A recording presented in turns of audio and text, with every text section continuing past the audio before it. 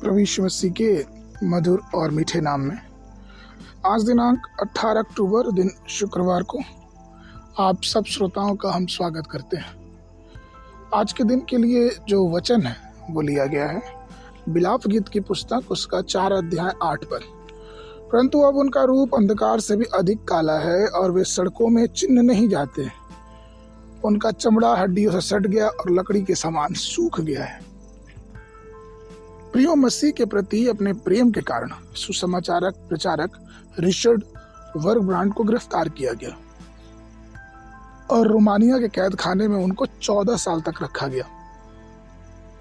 उन्होंने बहुत सारी प्रताड़नाएं सही, बहुत सारे दुख सहे, बहुत सारी मुसीबतों का सामना किया अधिकारियों से, जेल के कर्मियों से, और वहां उनको बहुत सारी परेशानी हुई। 14 वर्ष के बाद जब वो बाहर निकले तो उन्होंने एक पुस्तक लिखी जिस पुस्तक का नाम था फ्रॉम सफरिंग टू ट्रायम्फ, मतलब सताव से लेके जयवंत होने तक।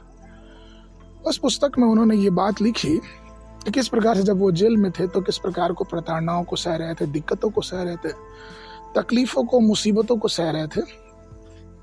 उस जेल में उन्हें एक व्यक्ति मिला जिस व्यक्ति के विषय में वो कुछ नहीं बताते हैं, वो कुछ नहीं कहते हैं। उसका नाम क्या है नहीं मालूम, वो कहाँ का था ये भी नहीं मालूम, लेकिन रिचर्ड अपनी गवाही की किताब में उस बुक में ये बताते हैं कि किस प्रकार से उस व्यक्ति के अंदर एक बड़ी बोझ थी भारत देश के लिए।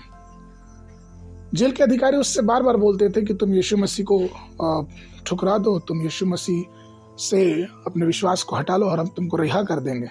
लेकिन वो अपने विश्वास को ठुकराने के लिए तैयार नहीं था। वो यीशु मसीह पे विश्वास करता था और उससे बड़ा बोझ था कि वो भारत में आके प्रभु के नाम को प्रचार करे, भारत के लोगों को प्रभु यीशु मसीह के बारे में बताया।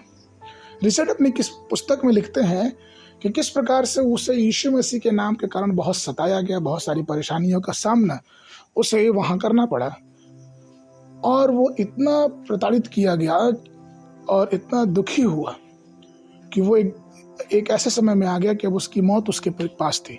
वो रात दिन सिर्फ भारत के लिए दुआ करता, भारत के लोगों के लिए दुआ करता।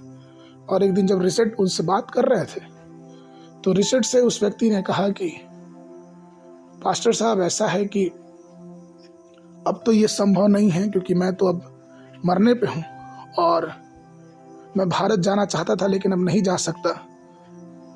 मेरी हृदय की जो प्यास है वो ये अब यहीं खत्म हो जाएगी। अब मैं जाना तो चाहता लेकिन जा नहीं सकता। लेकिन आपको परमेश्वर इस जेल से जरूर बाहर निकालेगा। जब आपको परमेश्वर इस जेल से बाहर निकालेगा और जब आपको परमेश्वर भारत ले जाएगा तो आप उनको मेरे बारे में बताइएगा कि किस प्रकार से मैं इतने दुख और तकलीफ में होके भी उनके लिए प्रार्थना करता था और उनसे बहुत प्रेम करता हूँ। और एक दिन ऐसा आएगा कि जब पुनरुत्थान होगा तो पुनरुत्थान दिवस के बाद मैं उन सब से स्वर्ग में मुलाकात करूंगा। और इतनी सारी बातें कहने के बाद वो व्यक्ति मर गया। चूंकि हम उस व्यक्ति के बारे में कुछ नहीं जानते, हमें नहीं पता कि वो व्यक्ति कौन था, क्या था, लेकिन उसकी बातें, उनकी गवाही सुन के हमारे आंख भर आते हैं। ऐसे बहुत से लोग हैं प्रियो जो भारत के लिए प्रार्थना करते हैं। ऐसे बहुत से लोग हैं जो भारत देश में रह के उनको प्रताड़ित किया जाता है। प्रभु यीशु मसीह के नाम के पे विश्वास करने के लिए उनको बहुत सारी बातों का सामना करना पड़ता है। ऐसे बहुत से लोग हैं, लेकिन इन सब बातों के बावजूद भी वो प्रभु से प्रेम करना नहीं छोड़ते। आज हम आपसे यही एक प्रश्न पूछेंगे कि क्या हम परमेश्वर के सुसमाचार के लिए तैयार हैं? क्या हम उसके प्रेम को बताने के लिए, दूसरों तक पहुंचाने के लिए तैयार हैं?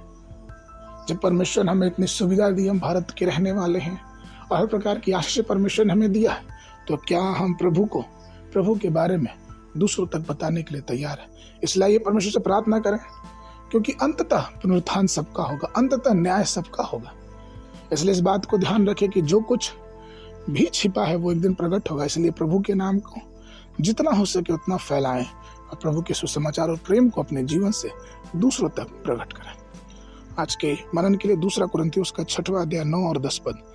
अनजानों के सदृश तो भी प्रसिद्ध हैं, मरते हुए के जैसे हैं और देखो जीवित हैं। मार खाने वालों के सदृश हैं परंतु प्राण से मारे नहीं जाते, शोक करने वाले के समान है परंतु सर्वदा आनंद करते हैं, कंगालों के जैसे हैं परंतु बहुतों को धनवान बना देते हैं। ऐसा है जैसा हमारे पास कुछ नहीं तो अभी सब कुछ रखते हैं। बाइबल अध्ययन के लिए सुबह के समय यशायाह नबी की पुस्तक उसका 53, 54, 55 अध्याय, शाम के समय 2 थिस्सलुनी उसका 1 अध्याय। परमेश्वर आप सबको आशीष देवे।